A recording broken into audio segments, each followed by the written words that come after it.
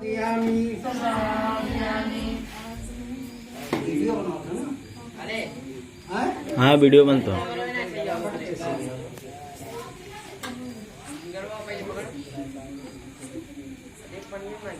पाणातिपाता वेरमणि शिक्षापदं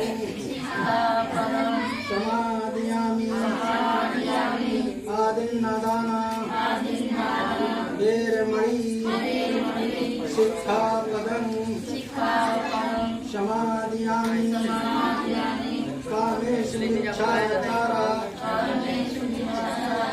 वेरमणि शिक्षापदं समादयामि मूषावादा वेरमणि शिक्षापदं समादयामि सुरामेर मज्ज प्रमादठाना वेरमणि शिक्षापदं समादयामि। अब आइए अर्थ को समझते हैं। नमो तस्य भगवतो अरहतो सम्मा सम्बुद्धस्य।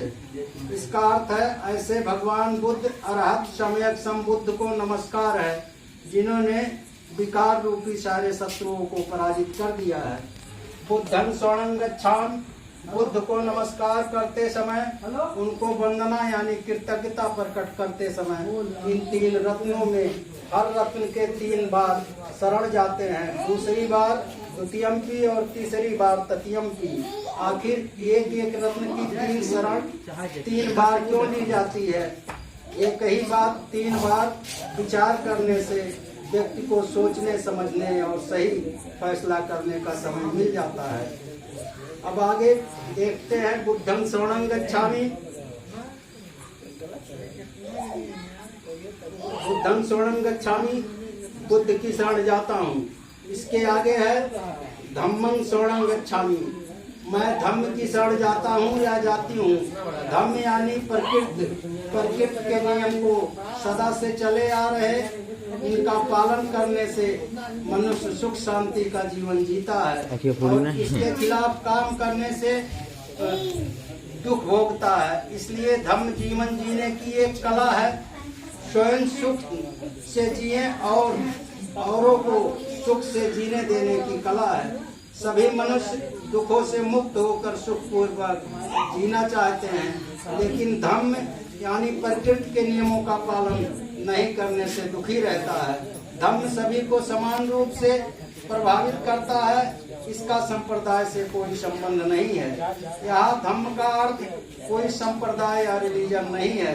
यहाँ धम्म का अर्थ धर्म से बिल्कुल अलग है। धर्म और धम्म में काफी फर्क होता है। हाँ, बोलचाल में किसी को समझाने के लिए धर्म कहा जाता है। धर्म में आत्मा परमात्मा पूजा अनुष्ठान कर्मकांड शामिल है, जबकि धम्म में प्रज्ञा करुणा शील व मैत्री मुख्य धारा है। दोनों में कोई भी समानता नहीं है। कहा जाता है कि धर्म या रिलीजन व्यक्तिगत चीज है जिसे स्वयं तक सीमित रखना चाहिए। पब्लिक या सामाजिक जीवन में धर्म को शामिल नहीं करना चाहिए।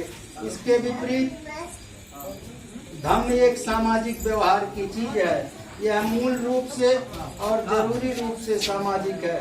धर्म का अर्थ है सदाचार, अर्थात जीवन के सभी क्षेत्रों में एक दूसरे व्यक्ति के साथ प्रेम व मैत्री संबंध। धर्म में प्रज्ञा व करुणा 2 मूल कारण है। इसके बिना समाज ना तो जीवित रह सकता है और ना ही तरक्की कर सकता है। गौतम बुद्ध द्वारा दी गई धर्म की परिभाषा प्राचीन है, फिर भी अत्य आधुनिक पुरानी, फिर भी मौलिक है, सच्ची है। प्रज्ञा और करुणा का एक अनूठा मिश्रण ही तथागत का धम्म है। धम्म का उद्देश्य व्यक्ति के विकारों का समूल नाश कर सुख शांति पैदा करना है। धम्म का उद्देश्य संसार का पुनर्निर्माण करना है। नैतिकता ही धम्म है और धम्म ही नैतिकता है। जिस प्रकार धम्म पवित्र है, उसी प्रकार नैतिकता भी पवित्र होनी चाहिए।